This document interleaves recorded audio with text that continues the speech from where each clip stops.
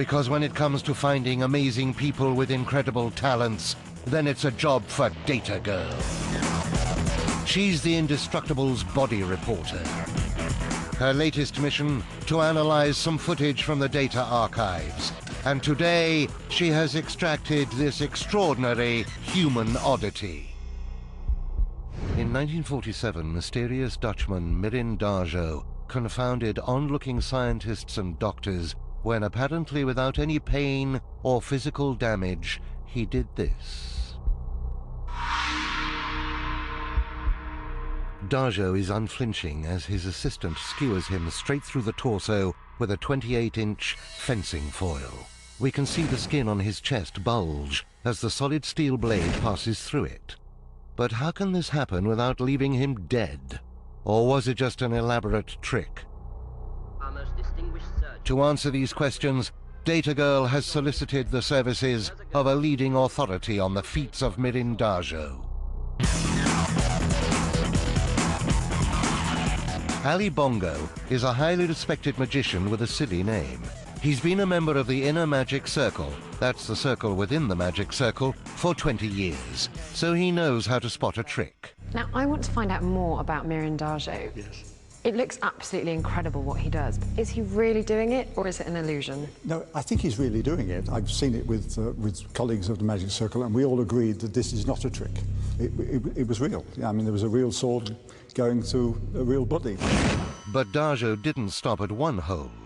In this footage, his helper punctures another hole from one side to the other, clean through what looks like his abdomen. How is he doing it? He went to India and talked to fakirs, the people who pass knives through the cheeks and skin and things like that. And so he found out the best way to present it and do it from these, possibly from these people. The thing is, I have never seen an Indian fakir do something as strong as that. So Dajo may have learned a safe method of passing a blade through his body from Indian mystics. But our intrepid investigator wants to know if this is even biologically possible.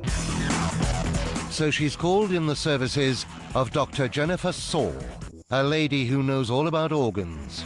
How is something like that medically possible? I think what happened was that there was what we would call a fistula.